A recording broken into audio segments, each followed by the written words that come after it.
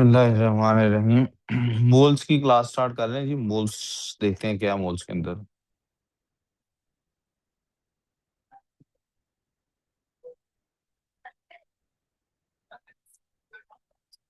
कह रहे बेटे प्लीज अब काम पे तवज्जो। हमने कहा था कि physics is the study of physical quantities. Chemistry पढ़ रहे हैं, रुको जरा, सब्र करो। Physics is the study of physical quantities. और हमने कहा था फिजिकल क्वांटिटीज। कोई आवाज है आप लोगों को? बेल बजने की। अच्छा, हमने कहा था फिजिकल क्वांटिटीज को दो हिस्सों में तकसीम किया जा सकता है। We can form two categories for them.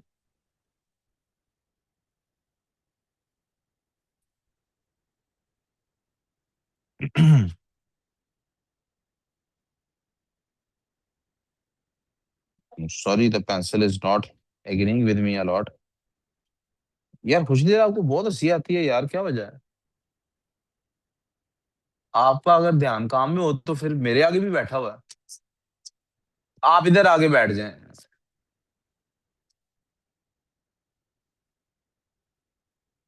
हमने कहा था इन क्वांटिटीज की हम दो कैटेगरीज बना सकते हैं, राइट? एक कैटेगरी कौन सी होगी? जी, कॉल देम बेस क्वांटिटीज।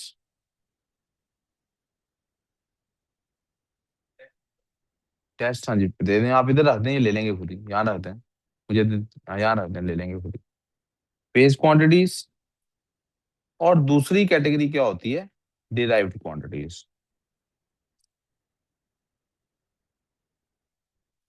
और हमने स्पेसिफिकली बताया था भाई, बेस क्वांटिटीज वो होती हैं जो सेल्फ एक्सप्लेनेटरी होती हैं।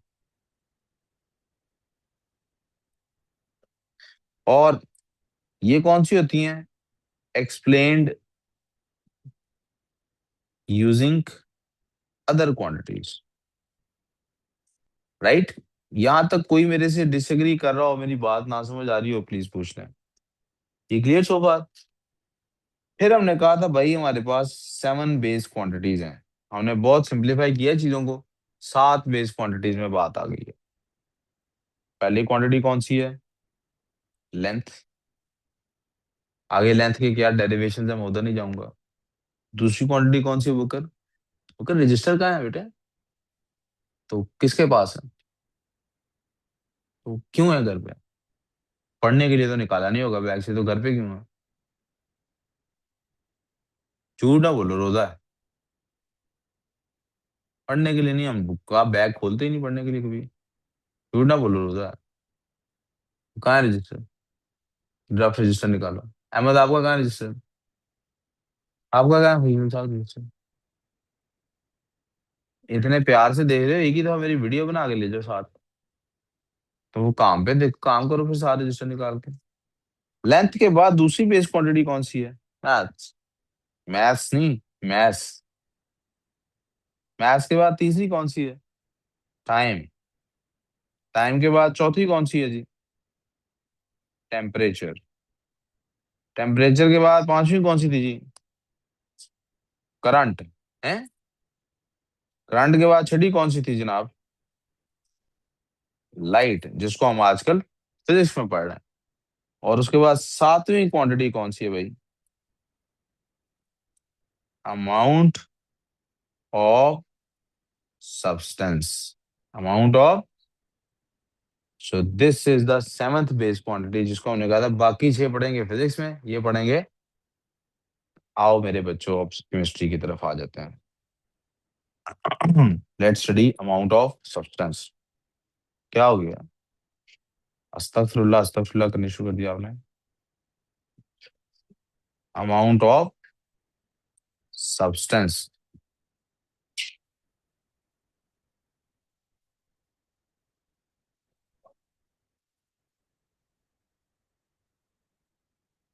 अमाउंट ऑफ सब्सटेंस का यूनिट है ना मोल। अमाउंट ऑफ सब्सटेंस का यूनिट है। बल्कि एक काम करते हैं ना, यहां से लफ्ज मोल मिटा देते हैं।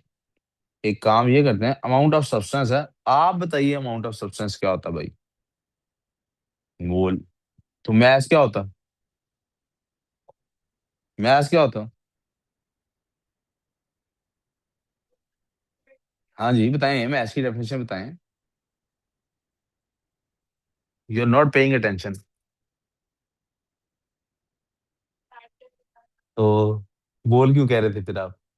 अमाउंट ऑफ मैटर और अमाउंट ऑफ सब्सटेंस में फर्क क्या है? हाँ। अमाउंट ऑफ मैटर सब्सटेंस क्या होता है?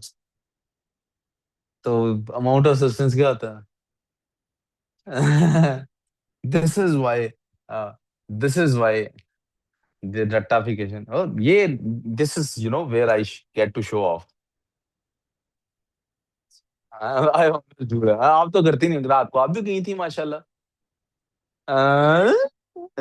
Camera man. नहीं, आप दोनों की पिक्चर आपने कैसे ले ली पीछे से? आप दोनों की पिक्चर आपने कैसे ले ली? अच्छा, सेम हाइट के लग रहे थे ना, मैं कहा इसलिए। अच्छा अच्छा अच्छा।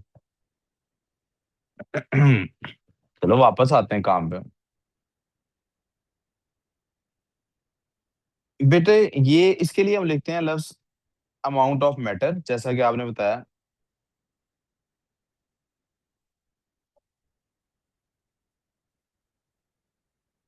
किधर जा रहे हो बेटे?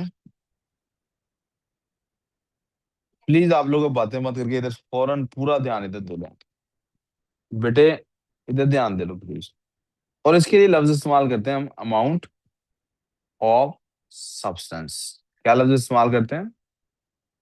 इन a body. My question to you is, how are these two different?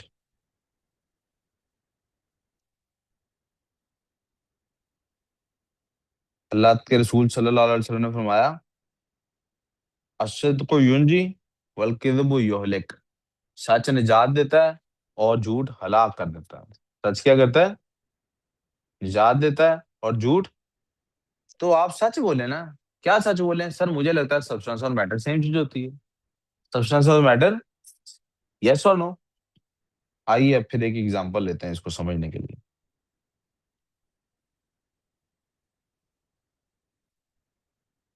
प्यारे बेटे, अगर आपने बाजार से खरीदने हो एप्पल्स और ऑरेंजेस, तो आप जब जाएंगे एप्पल्स खरीदने, what would you ask the guy to give you?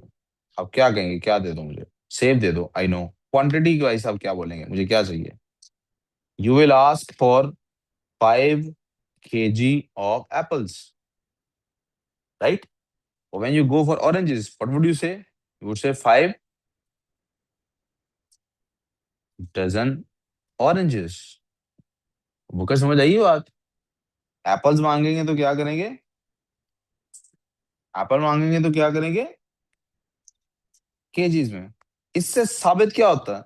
इससे साबित होता है both mass and mole are units, sorry,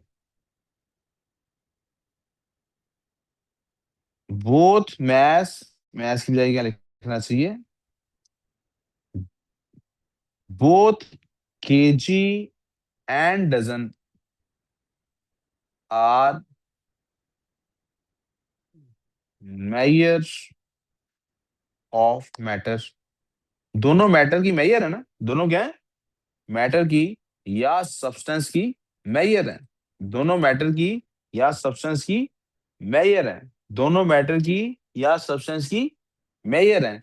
लेकिन दोनों के अंदर फर्क क्या है? KG is major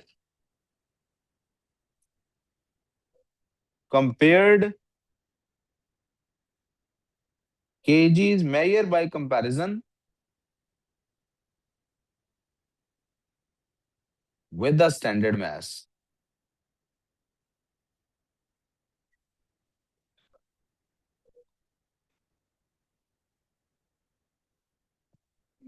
dozen is measure of mass by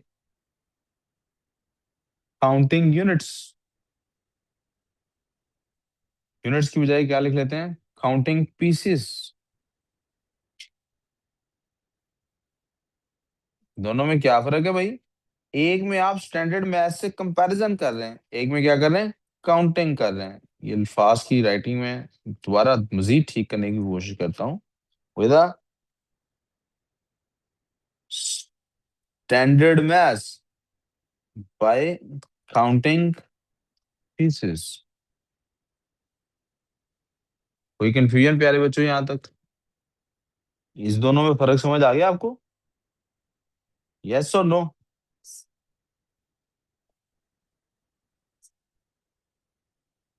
similarly,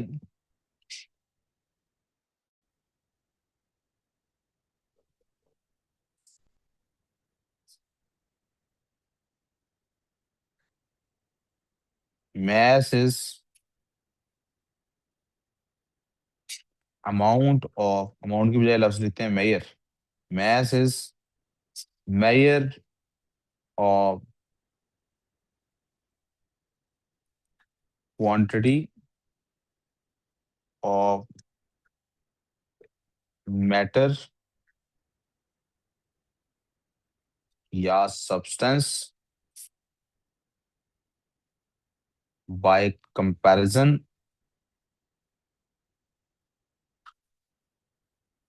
with a standard mass, with a standard mass। mass क्या होती है? मेयर होती है कंपैरिजन के साथ। और जो मोल होती है वो क्या होती है? Mole is mayor of quantity of matter slash substance by counting. दोनों क्या होती हैं? काउंटिंग कर रहे होते हैं। क्या कर रहे होते हैं? क्या कर रहे होते हैं बेटे? काउंटिंग कर रहे होते हैं। क्या कर रहे होते हैं? अब जैसे एक तरफ 1 kg था हमारे पास, दूसरी तरफ 1 डजन था, तो 1 डजन का क्या मतलब था? 1 kg में कितने पीसेज आ रहे थे? May be 10। जी अहमद, इधर आओ। किधर जा रहे हो? नमाज की ब्रेक दी सर ने? अच्छा ठीक, जाओ। जैसे मिसाल के तौर पे 1 kg अगर मैं लेता, अब किसकी एग्जांपल लेने लगा हूँ? ऑरेंज की एग्जांपल लेने लगा हूँ। ठीक है, किसी एग्जांपल लेने लगा हूँ। हो सकता है बहुत छोटे ऑरेंजेस हैं, और जो 1 kg लिए हैं तो वो 6 आए हैं, 7 आए हैं, we don't know, maybe 6 आए हैं, और 7 आए हैं। कर लें जल्दी। जी जी सर। नहीं, मैंने तो ले ली हुई है क्लास, आपने टाइम टेबल नहीं देखा? टाइम टेबल में लिखा हुआ है वो रिवीजन। वो अब आपने इनको कहना है, जी बैठो आर्टिकल्स ऑफ फेथ तैयार करो, पिलर्स ऑफ इस्लाम तैयार करो। जो जो आप उर्दू इंग्लिश का काम चेक करना है, जो मर्जी आखिरी घंटा, हाँ काम कराना है काम कराएं, नो वरीज। मुझे इनको जरा डील करना है 3:30 का। 6 और 7 आ जाएंगे। 1 डजन में कितने होंगे बेटे? 12। अच्छा, अगर मैं ऑरेंजेस की बजाय मिसाल ले लेता हूँ एप्पल्स की। Let's take the example of apples. 1 kg में आ जाते होंगे शायद। 1 kg में कितने आ जाते होंगे? मे बी 4-5 आ जाते हैं, 5 और 6। 1 डजन में कितने आएंगे? 12। मैं किसी की भी एग्जांपल की बात करूं, तो dozen is kind of a packet. Dozen is kind of a dozen is like a packet. Dozen किस तरह से है? With fixed number of units. इसमें number fixed number of pieces. इसमें नंबर ऑफ पीसेस जो है वो क्या होंगे? हमेशा फिक्स्ड होंगे। वो क्या होंगे? यहाँ तो कोई प्रॉब्लम, कोई मसला? मोल भी एक पैकेट है। 1 मोल ऑफ एनी सब्सटेंस।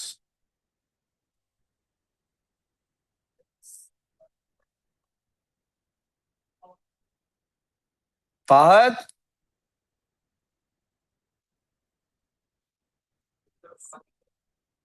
आप नमाज पढ़ने नहीं गए? अच्छा।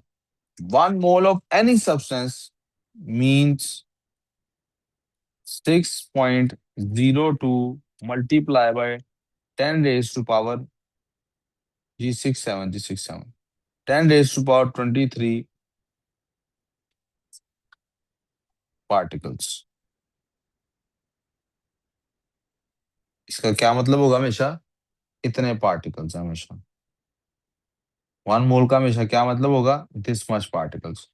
6.02 multiplied by 10 raised to power 23 is Avogadro's number. Avogadro एक साइंटिस्ट था जिसने पता नहीं किस वजह से क्या कैलकुलेशन क्या अंदाजा लगाया। उसने कहा उसने कहा 1 mole of any element contains 6.02 times 10 raised to power 23 particles. In fact मैं इस लाइन को चाहें तो आप ना लिखें, इस कंपैरिजन को लिख लें। जैसे बेटे, जिस जस्ट लाइक 1 डजन का कोई मतलब होता है बेटे, 1 डजन का क्या मतलब होता है? 12। 1 मोल का क्या मतलब होगा? 6.02 टाइम्स 10 raised to power 20। यहाँ तो कोई प्रॉब्लम, मसला, कोई इशू? अगर आप गौर करें तो हम जब केजीज में चीजें कर रहे होते हैं तो हम मेजर कर रहे होते हैं, और जब डजन्स में कर रहे होते हैं तो हम क्या कर रहे होते हैं? काउंट कर रहे होते हैं। क्या कर रहे होते हैं बच्चों? काउंट कर रहे होते हैं। क्या कर रहे होते हैं? यहाँ तो कोई मसला। हम मेजर किसको कर रहे होते हैं? अमाउंट ऑफ सब्सटेंस को। काउंट किसको कर रहे होते हैं? अमाउंट ऑफ सब्सटेंस को। Are we clear in this? तो मेरा नेचुरली सवाल आपसे, नेचुरल जो शकुंतला आगे से आती है वो क्या आती है कि in general life how do we measure quantity of a substance? हम क्वांटिटी ऑफ अ सब्सटेंस को मेजर कैसे करते हैं?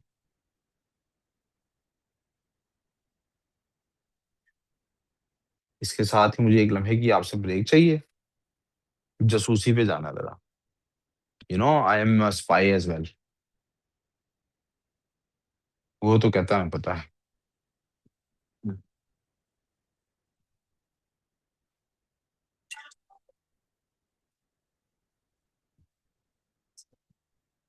बेटा यहाँ पे कौन है? कौन कौन? मैं कौन है? फोन किसका है? जाओ फोन दे दो। थैंक यू, मुझे चाहिए ही था इस दफा, मेरे पास ना फोन कोई नहीं था एक पे।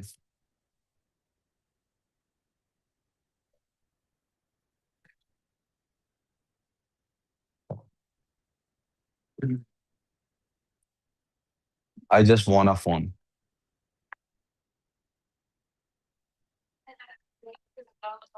ऐसा है, मैंने कहा आई am a very good spy.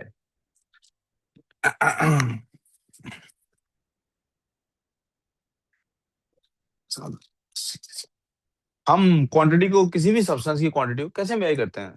In actuality we have 3 ways to do that. हमारे पास 3 तरीके हैं ये काम करने के।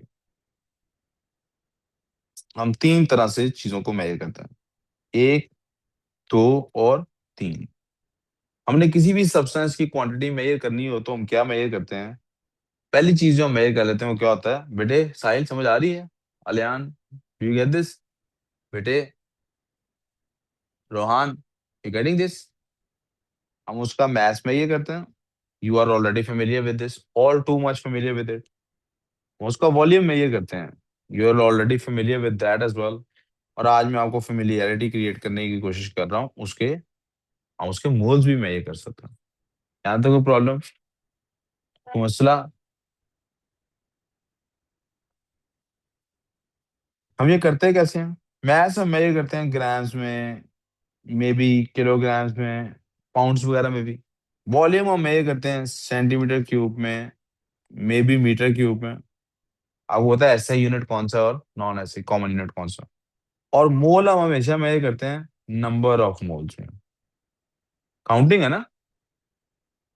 ये क्या है? काउंटिंग है, ये क्या है?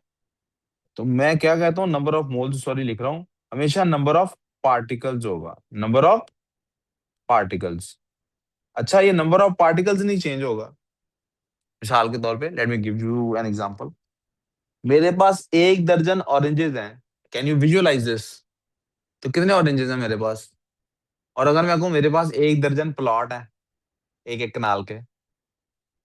You see, that dozen word, that dozen word doesn't matter about the quantity, it will remain the same. आप किसकी क्वांटिटी की बात कर रहे हैं? डजन को इससे डजंट फर्क पड़ता है। ठीक है ना?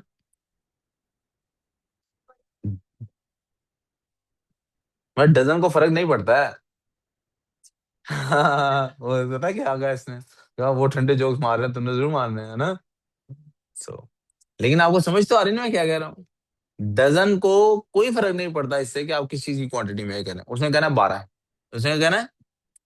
प्लीज फोकस इधर। उसने क्या कहना है? 12 है, उसने क्या कहना है? तो आप मुझे बताइएगा कि अगर मैं इनको तीनों को आपस में कंपेयर करूं, इन तीनों को, 1 dozen eggs, 1 dozen oranges, 1 dozen bananas, आप बताइए मुझे भला, क्या इनका मैथ सेम होगा? और क्या इनका वॉल्यूम सेम होगा? क्या इनका मैथ और वॉल्यूम सेम होगा? इनका मैथ और वॉल्यूम सेम नहीं है। मैथ और वॉल्यूम सेम नहीं है। मैथ और वॉल्यूम सेम, जब इनका मैथ और वॉल्यूम सेम नहीं है, तो मेरा सवाल ये है, क्या इनका नंबर सेम है? ये भी 12 है, ये भी 12 है, ये भी 12 है। मैंने कोई 10 दफा से एक ही बात रिपीट कर ली है, एक चीज ड्रिल करने के लिए, कि डजन का मतलब 12 होता है। और असल में मैं ड्रिल क्या कराना चाह रहा हूँ, मोल का मतलब है 6.02 multiply by 10 raise to power 23 particles. अब वो एटम्स भी हो सकते हैं। एक मोल एटम्स का क्या मतलब है? 1.6.02 multiply by 10 raise to power 23 atoms. एक मोल मॉलिक्यूल्स का क्या मतलब है? 6.02 multiply by 10 raise to power 23 molecules. एक मोल बॉन्ड्स का क्या मतलब है? 6.02 multiply by 10 raise to power 23 bonds. एक मोल फॉर्मूला यूनिट्स का क्या मतलब है? 6.02 multiply by 10 raise to power 23 formula units. एक मोल आयंस का क्या मतलब है? 6.02 multiply by 10 raise to power 23 ions. कोई प्रॉब्लम? लिख लें।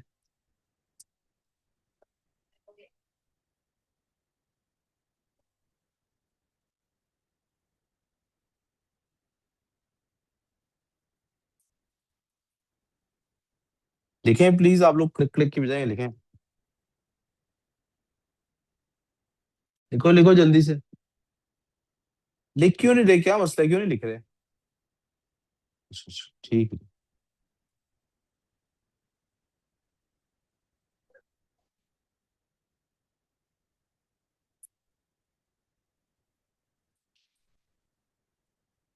लिखना बंद कर दें, फिर सिर्फ नोट कर लें, सिर्फ समझ लें, इकट्ठे नोट लिख लीजिएगा।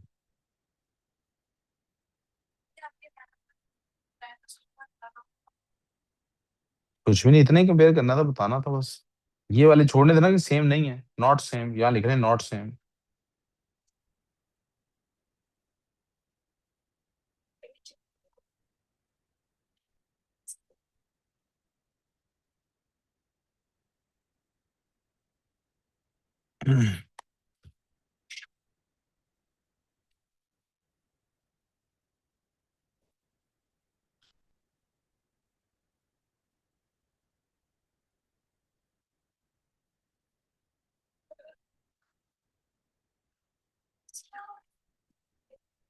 जी प्यारे बच्चों, कोई मसला, कोई कंफ्यूजन यहाँ तक?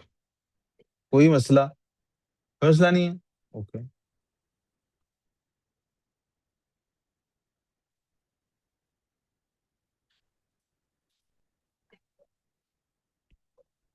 अब आ जाते हैं एक टर्मिनोलॉजी पे which is called molar mass. क्या नाम है?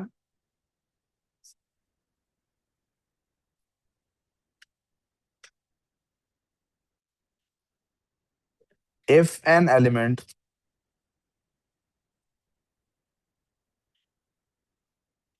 प्लीज एक मिनट वेट कीजिएगा फिर से। इफ एन एलिमेंट, ओहो, चेंज ही कर देना यार। If a sample of an element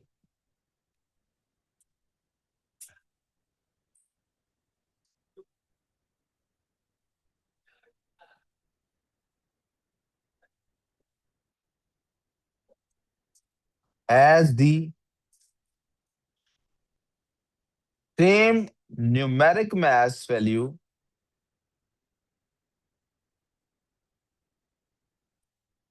as its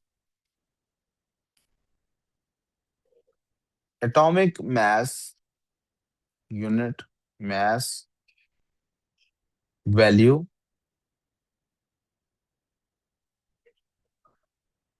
but in grams।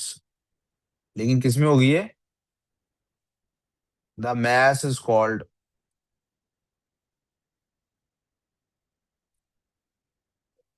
Molar mass। क्या कहते हैं उस mass को? मेरे पास फुटनोट में जगह बन रही थी, मैंने इसलिए फुटनोट में लिख दिया, आप इसको साइड नोट में भी लिख सकते हैं। मोलर mass क्या होता है? Same mass value, same numeric value, लेकिन इन ग्राम्स। मिसाल के तौर पे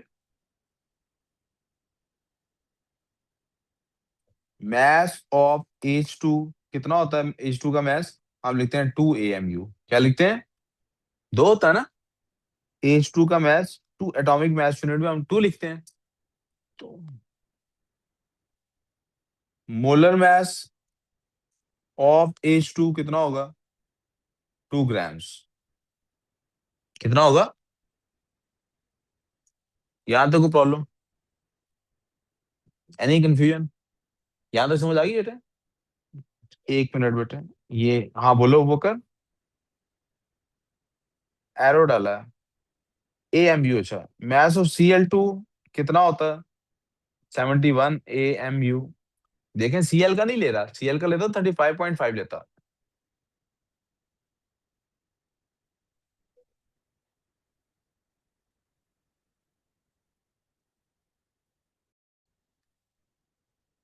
अगर हमारे पास Cl2 का एक मॉलिक्यूल हो, तो हम उसका मैथ कैलकुलेशंस में कितना लेते हैं? 71। कितना लेते हैं? अगर मेरे पास क्लोरीन का एक सैंपल हो, क्लोरीन गैस, एक मॉलिक्यूल तो नहीं मेरे पास हो सकता ना, और इतना ज्यादा उसका मैथ हो कि वो मैथ की वैल्यू भी क्या आ रही हो? 71 ग्राम्स क्या आ रही हो?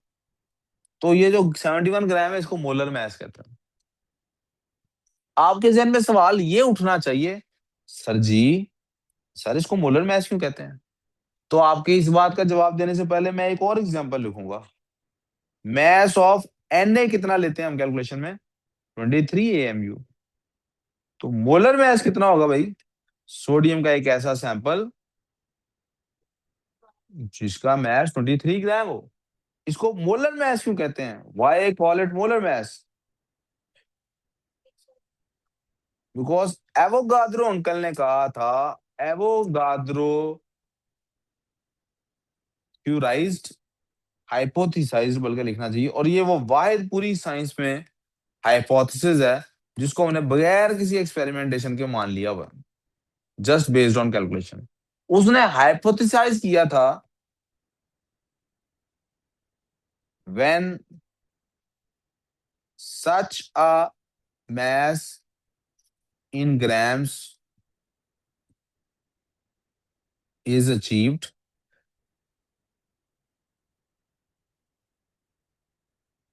the number of particles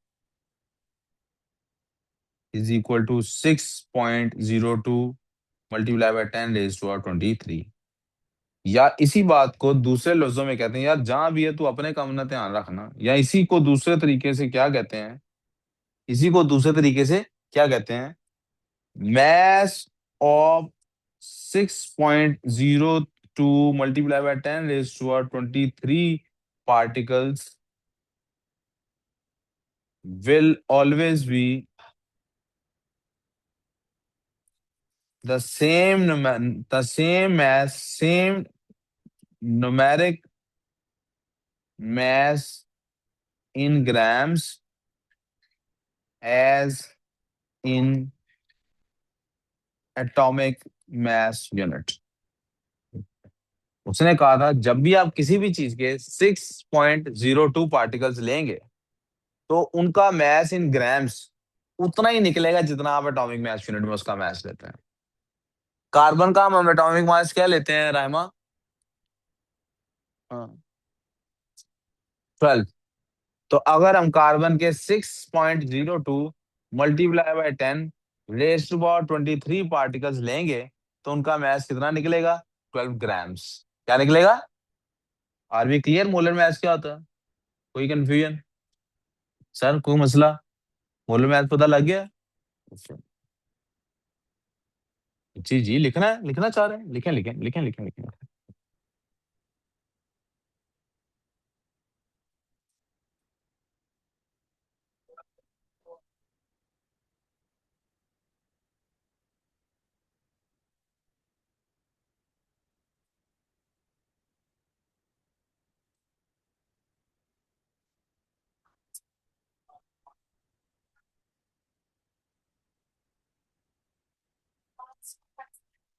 sir अभी पढ़ लेते हैं, 5 मिनट ठहरते हैं बस। चैप्टर मेरे ख्याल में कोई 5 7 10 मिनट का चैप्टर और रहता है। और वो कह रही सर के 10 मिनट है ना, यही कहा है ना? यही है ना?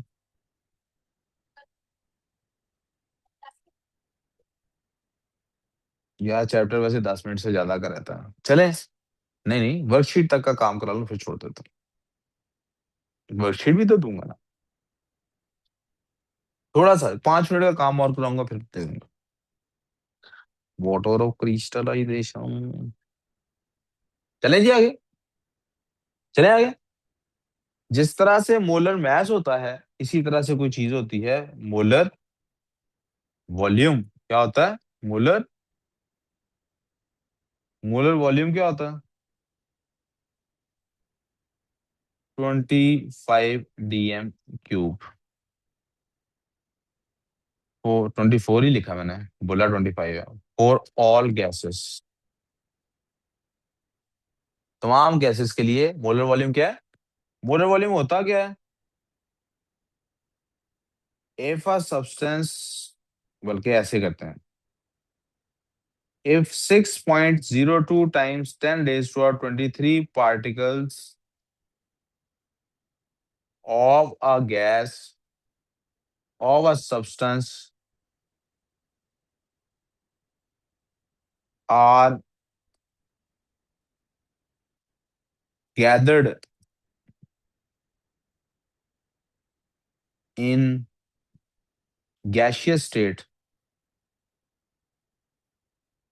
अगर इतने पार्टिकल्स गैसियस स्टेट में होंगे आपके पास, कितने particles? 6.02 multiply 10 raise to 20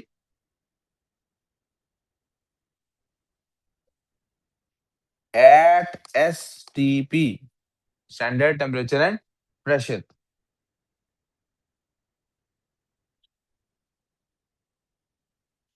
their volume will be 24 dm³ or 24,000 cm³ regardless of the substance।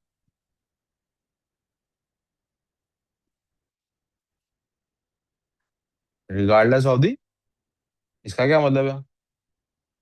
1 mole of H2 gas is equals to 24 dm³। अब 1 मोल सिर्फ 2 ग्राम होती है। 1 मोल ऑफ Cl2 गैस, अब वो 71 ग्राम होती है, लेकिन वॉल्यूम उसका भी कितना है? 24 dm³। किसी को ये बात ना समझ आई हो तो पूछें।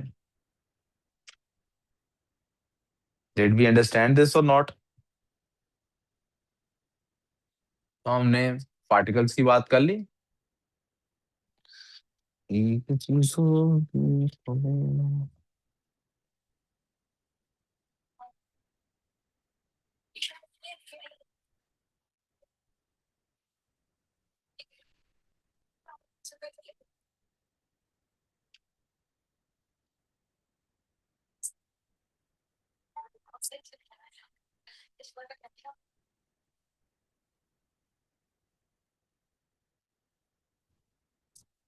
यहाँ तक को मसला, कोई इशू?